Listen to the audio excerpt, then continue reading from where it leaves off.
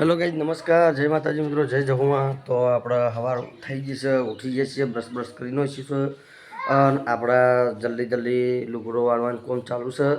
કારણ કે આજ જવાનું છે ઈવન પિયર અને આપણે આજ બનાવ્યો છે નાસ્તો ઈયોની. તો નાસ્તામાં શું બનાવ્યું છે આપણે તમને બતાવીએ છીએ.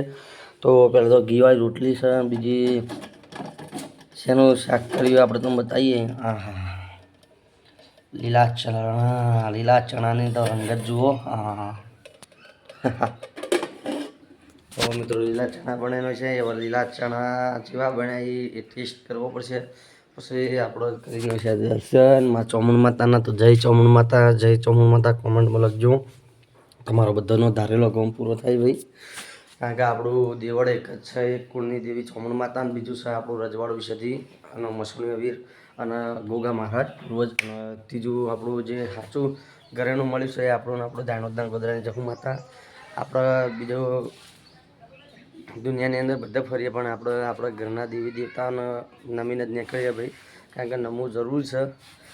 કારણ કે એ તમારી એક શક્તિ કહેવાય, એક તમારી ભક્તિ જેવી કે તમારું વિઘન આવતું ટાળે, તમારો ધારેલો કોમ પૂરો કરે. પછી આપણા આજકાલ છે મકર સંક્રાંતિ.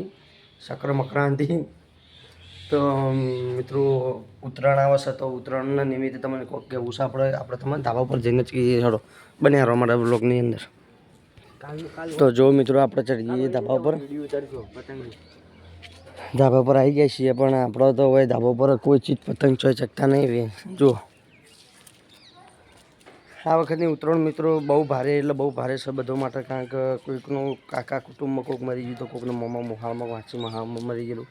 એટલે પતંગ તો માગોમાં ઓછા ચકશી, બીજે ચગવાના ઓછા થઈ જાય. કારણ કે પહેલાં જે ઉત્તરાયણ કે પહેલાં જેવા તહેવારો થતા નહીં મિત્રો. કારણ કે હવે આવા ધંધા જતા રહ્યા, કોઈ શોખ રાખતું નહીં. જવાબદારીના પંથકે બધા ચડી ગયા. એટલે મિત્રો જો તમને અવકાશ બતાડું છું, પતંગ દેખાતા નહીં. આ લેબડો પર ખડવાડા એની અંદરના છોકરોએ ચગાવેલા. બાકી જુઓ તો પતંગ દેખાય.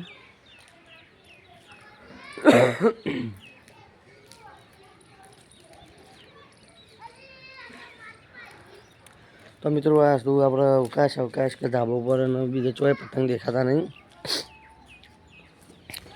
મિત્રો ઉત્તરાયણ ઉપર ખાસ કે આપણો જે ચાઇનાનો ટેલર વપરો એ ચાઇનાનો ટેલર એ તો એનો ધંધો કરવા માટે, એની ખાડો ભરવા માટે વેચતા હોય, પણ એ વેચવું જરૂરી નથી, અયોગ્ય છે. અને બીજી વસ્તુ કે તમે મહેનત કરો છો તો સાદી ફિરકીઓ રાખો. ભગવાન પતંગ ભંડાર છે, સુરતી માંજા છે, પછી એવી બધી ઘણી સી ફિરકીઓ, MD છે, RSS, એવી ગમે તેવી ફિરકીઓ છે. તમે તારે એનો ઉપયોગ કરો, એ વેચો. અને તમારી દુકાનના અંદર કોઈ એવું વેચતો હોય તો તાત્કાલિક પોલીસના અંદર સંપર્ક કરવો. અને એ માટે સંપર્ક કરવો કે આપણે જે હું તમને બતાવું અમુક ટુકડો બુકડો હોય ચાઇનાનો, તો એ મજબૂત કેટલો આવે આપણે તમને બતાવીએ. હા, આ ચાઇના જ છે ને. જો તોડી જઈને તૂટે. જુઓ કેટલી તાકાત કરવી પડી. હવે આ જુઓ તો જુઓ આટલી તાકાત થાય. એટલે મિત્રો ગણો કે ચાઇના દોરી કદાચ રોડ ઉપર પડે રીલ પતંગ કપાયા ચડી, તો આપણે ખેંચવામાં ઝડપમાં રહેતા હોય કે કોઈ દોરી લૂંટી ના લે એ માટે. અને બાઇક જતું હોય, બાઇક ચાલકને આગળ સરિયો જેવું કોઈ હોય ને કે ગળામાં મફલક રૂમાલ ના હોય, તો ચાઇના દોરી હોય ગળા ઉપર હેડે તો સ્પીડમાં હેડે. બાઇક સ્પીડમાં હેડે એટલે ધાર પડે. ધાર પડવાથી અંદર એમાં ચાઇના દોરી નાઇનોલ દોરીમાં થોડા તાર ઉમેરવામાં આવે, થોડા કાચ ઉમેરવામાં આવી ધાર. તો મિત્રો એના કારણે ગળું કપાય, અને ગળું કપાતા ઘણા વ્યક્તિઓનું મોત પણ થાય છે અકસ્માત રીતે. તો મિત્રો આ ચાઇના દોરીનો ઉપયોગ કરવો એ બહુ ગેરકાનૂની ગુનો બને છે. તો આપણે બધી વિડીયોના માધ્યમમાં બધી પબ્લિકને કહેવા માગો છો કે નાઇનોલ કે ચાઇના દોરી લાવવી પડે ના લાવાય. તો લાવો તો એવી દોરીઓ લાવવો, અને લાવીને દોરી પતંગ એવો ચગાવવો કે જે ધાબા પર તમે ગૂંચળો નાખો એ ગૂંચળો નાખવાનો ન.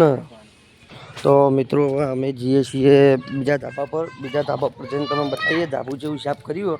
ઉત્તરાયણની હાલથી તૈયારીઓ કરીને છીએ.